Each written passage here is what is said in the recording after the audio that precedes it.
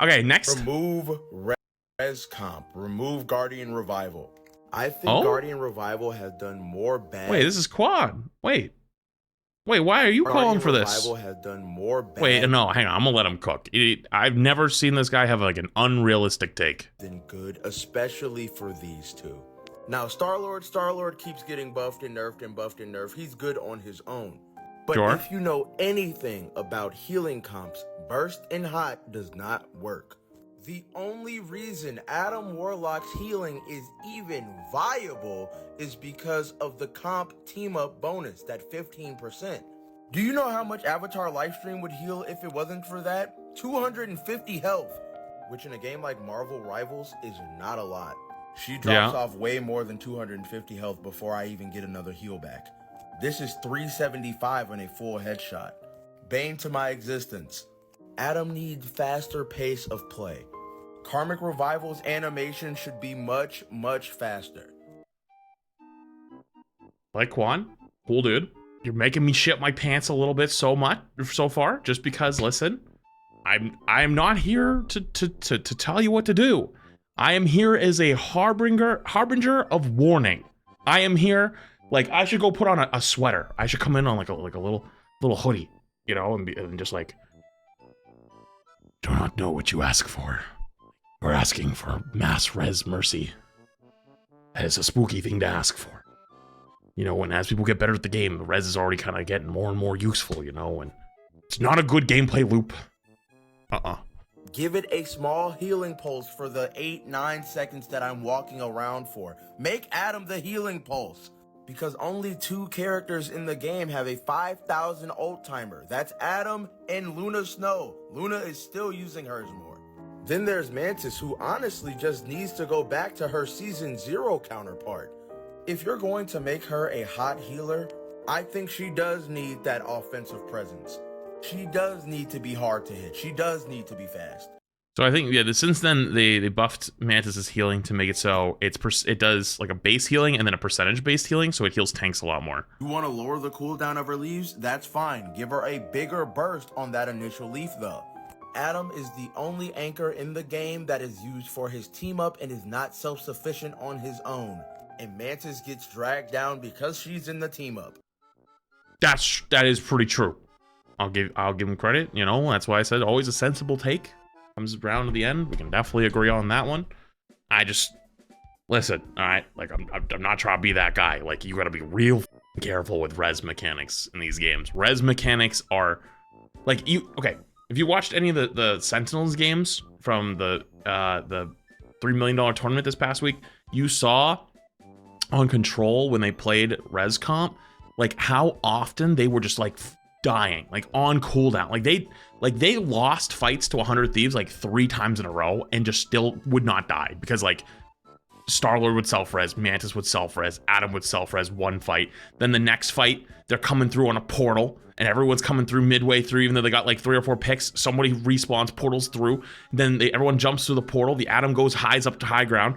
And then right before everyone dies, or as everyone dies and they're popping all their ults on 100 Thieves, boom, they're finishing their ults. The Adam res, so everyone spawns up, runs out immediately before they have any more ults that come up online. And it's like, oh my god. And then by the time that they've won that fight with the Adam res, all of their self-reses are back on cooldown, you know? And so it's scary. That's an example of high level, perfect, or as close to perfect play as we've got at the moment. But that will become more and more normalized as the game ages. Like if you go back and look at it, for example, I'm gonna use Overwatch, go look at 2016, 2017, 2018 Overwatch even. You look at those players versus today's players, they look like plats. That's basically kind of like all I'm trying to say. 4, 3, Danny mines inside. Careful. Danny mines inside.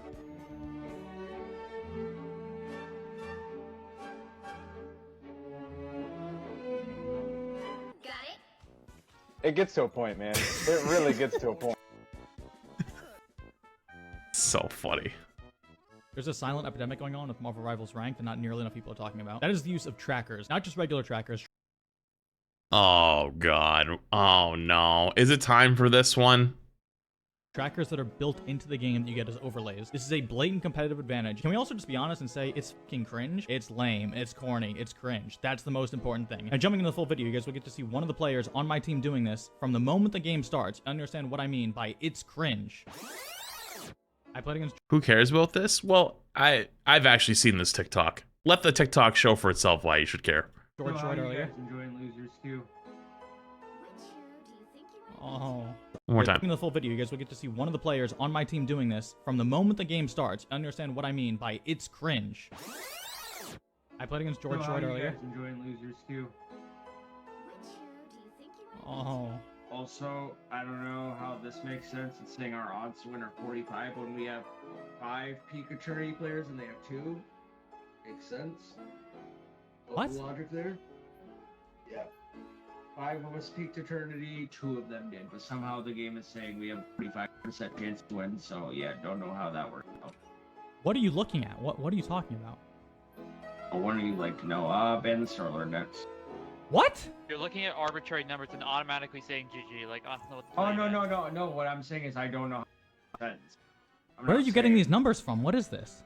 So you make a good point. I saw you in chat say it. It's like, oh, if you're a 1 trick or 2 trick and you get banned out, you should learn other characters. Very clearly, this had nothing to do with that. This is true. This is actually why a lot of people run private profiles, especially. This is why I actually, you know how I kind of stopped doing a lot of the rank 1 stuff? Yeah, a lot of people have private profiles these days because, I mean, I don't know if they found a way around it since then. But at the time, by privating your profile completely, you kept from showing up on trackers like this. So even though you have the streamer mode, you can see they all clearly have streamer mode at the bottom, or streamer protect thing at the... Sorry, not streamer mode. The streamer mode in Rivals is not real. It's client side only, which means it only protects your screen. It doesn't make sense. Streamer mode only works when it's server side, which means that everyone in the lobby sees a server name. For example, like it comes up with little Timmy as your name for the game or something. All this does is it hides the name on my own screen. So I'm just hiding my own name from myself, which works if I decided to hop on an alt account. Let's say I was playing on Chimichungus, right? And then I was playing a bunch of games on Chimichungus, and I had the streamer protect on for myself. You couldn't figure out if you were in my game or not because you would see Chimichungus because you don't know who Chimichungus is, but like you couldn't figure out that's my alt account because it wouldn't be on my stream. That's how the only way the streamer protect works in this game, or streamer mode. Competitive protection, which is the stars thing, is so that when you load in ranked in the first like 2 minutes of the game, your name is hidden so you don't get target banned. That's what they all have on, and that is not protected against the trackers. So people are able to target ban constantly. People actually gaslit the SK a long time ago about that. I remember when SK was getting target banned consistently, people were always like, oh my god, no, they're just banning Psylocke because Psylocke's good, even though Psylocke wasn't really that good at the time. And it was happening to a lot of players. But unfortunately, the reality is the general player base doesn't typically bump into this issue, or they don't even know of its existence, so they just kind of screamed skill issue. And it was a hard thing to talk about because you didn't really want to bring attention to it and have more people know about it. But now that there's TikToks and now people are talking about it, now it's more public, right? And as you said here, it has nothing to do with being a 1 trick or a 2 trick. They're literally straight up able to scout through everyone's profiles and see on the spot who plays what, and then also see who's on a winning streak and who's on a losing streak, and be able to be like, oh, that guy's lost 5 games in a row, I'm gonna avoid that guy because he's on a losing streak, or that guy's on a win streak right now, like, you know, I'm gonna play off that guy or whatever. And it's like, it's cringe because like it's basically taking arbitrary math that the app will make up for who should win. So like you heard in this clip, they were like, oh, we have a 40% chance to win or 45% chance to win, even though we have eternity peak players. Valorant had a big problem with this, and it was awful. Morales put out a statement about Blitz a few seasons ago and did confirm that they find it cheating. Yeah, but like if it's still there, then it's like for example, okay, here's the things about laws, right? Is a law really a law if it's never enforced? Same thing you could say in the gaming world with this. It's like, if people use this constantly or never punished, is it actually cheating? Like, are they going to is it actually, if they don't get okay, sorry, let me rephrase, because it is. Is it actually a punishable offense if nobody ever gets punished for it? Is it actually something that people are going to avoid doing because they're afraid of getting punished if there is no punishments happening? You know what I mean? That's all I'm saying. I'm dead, yeah. Get out of the choke. Oh, never mind, the bot is killing me, not the old. Okay.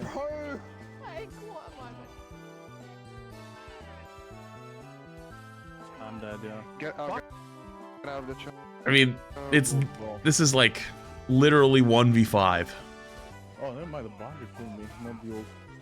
Okay. And I don't think you double hit the supports. You have to double hit the support, one of the supports, and just kind of make them go boom. You know what's actually very funny about BP? I still don't think BP is that good, personally. I think there's a lot of ways to shut him down.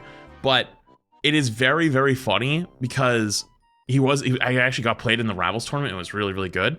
And then also, like, people realize that Dive isn't fully dead in general, right? Because remember at the beginning of the season, everyone said Dive is dead, Dive is dead, Dive is dead. And I remember I said to you guys, don't believe the propaganda. The Dive propaganda is bullshit. Although, to be fair, I did think BP was not very good into that. I thought he was like the lowest end of the divers.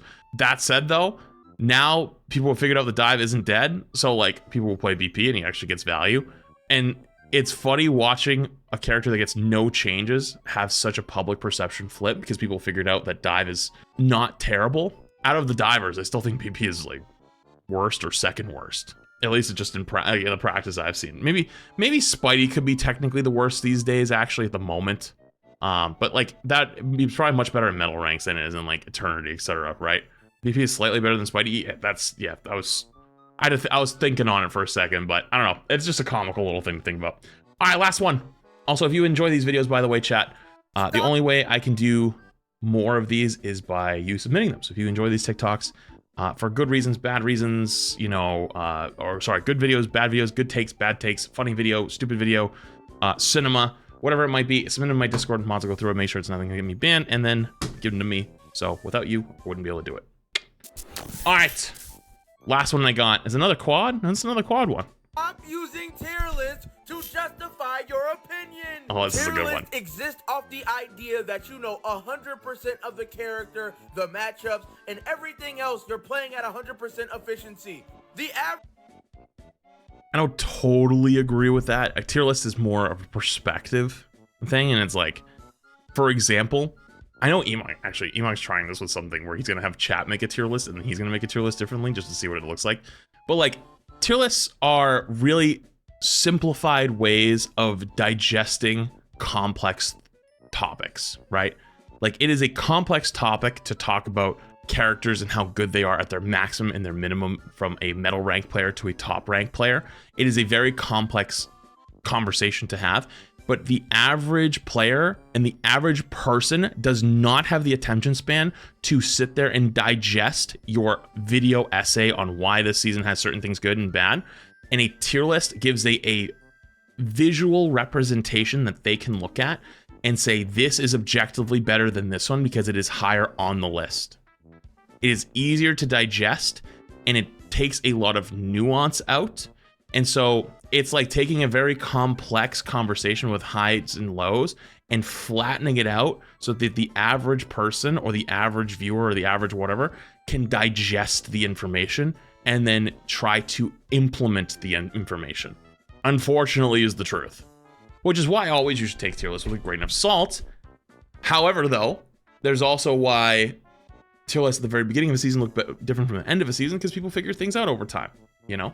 Average Marvel Rivals player does not know how their own character works, let alone the other ones. I'm not falling for BP propaganda. He's not D tier, especially in scenarios where aim is limited, like console. Melee will be more prevalent. Here's the secret to becoming that is top true. 500 on BP. I'm doing it. I'm doing it. I'm doing it. And as you head lower and lower into skill ranks, different characters will become more prevalent. So in a lower rank, someone might just not have thumbs, and Wanda becomes a huge issue. Luna Snow becomes less viable because you can't aim. Penny Parker becomes a menace because people don't have the social awareness to watch for nets, mines, and the nest. Rocket does the exact same thing in every rank. Use your critical thinking. See, you just lost it at the end there. No, I agree. I mean, he's right. But here's the thing, though. A person who digests learns and ingests a tier list from like top level players will have a better idea of what to pick in their next game than someone who doesn't. Based on the fact that those lists typically reflect the buffs and nerfs of the season, in which the average player does not read the patch notes. They watch a TikTok, they watch a random video, or they don't do shit with it. And so if they see a random tier list somewhere and they don't want to spend more than 10 seconds on the post, they remember at the top, oh, these couple characters are at the top. And then they queue in 4 or 5 days later and they go, oh, I remember that tier list from some player that's really good. I'm going to try Hela this game. And they try Hela and they get a lot of value out of Hela because Hela gets more value than, let's say, I don't know, Spider-Man, for example. Then they're like, oh, that did well. I'm going to next time I get another game, I'm going to play another Hela game if I can get to play Hela. And then in the future, they repeat that sequence because they get value out of it. Now, let me ask a thought-provoking question. So, if we say tier lists don't matter, right? What is a alternative? What is an easily digestible way to talk about which characters are strong or not strong after a new season or new patch comes out that explains what is good versus or / not good, and also easily digestible to the average player? Because unfortunately, I feel like the answer that most people want is to just say, just shut the f up. No. Leaderboard, check win-loss percentage. We don't have that data till the end of the season. A Venn diagram. A Venn diagram how? With all 36 or 37 heroes? The point is, chat, I'm not actually trying to ask you guys to answer the question. It's a rhetorical question, realistically. The point of me asking you this rhetorical question is, now that you sat on it for a second and go, damn, that's a tough question, you see where I'm coming from. Where they're not a bad thing. They get used sometimes in a bad way. And so it's more of like upset at the delivery system, but the delivery system is the most efficient version that we currently have. And if another more efficient version comes along, I think people would use that. And when I make all my tier list videos, have you noticed at the end, I always tell people to go back and watch from the beginning because there's no way you could just jump to the end and actually learn anything. And I'll tell you what right now, newsflash, chat. Whenever I look at the YouTube metrics where it says like what is the most watched, typically the end is the most watched on those. So that's what people jump to. So it's like the consumer of the said content wants it that way and doesn't want explanation and doesn't want nuance. They just want to be told what to do and that's it. Period. So what do you want? But that's a complicated answer. And even if this answer was like, let's say Crap was like, this was a great question, a great conversation. How do we make this into a TikTok? I guarantee it wouldn't do well, / it wouldn't go very far because it's too long and too boring and too nuanced of a conversation to actually grab people's attention. Anyways, though, I always enjoy doing these. They're really fun. So if you want to see more TikTok reacts and stuff like that, make sure you keep submitting to my Discord and we'll go through them. Cool.